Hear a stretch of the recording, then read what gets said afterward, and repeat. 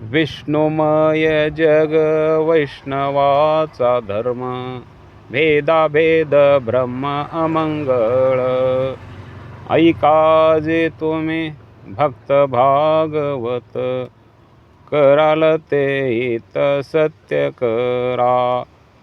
कोण्याही जीवाचा न घडो मत्सर, वर्म सर्वेश्वर पूजनाचे.